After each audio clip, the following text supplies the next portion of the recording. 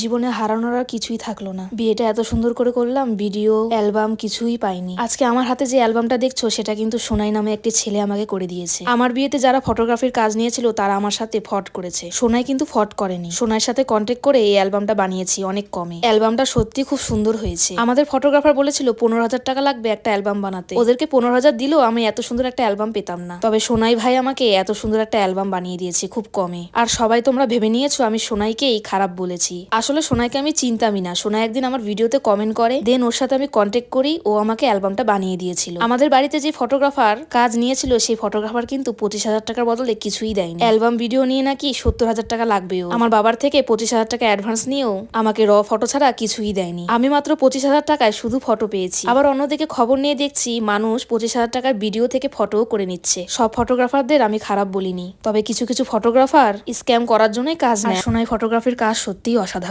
এত কমে এত সুন্দর একটা অ্যালবাম ইম্পসিবল, কেউ এরকম অ্যালবাম বানাতে পারবে না এত কমে।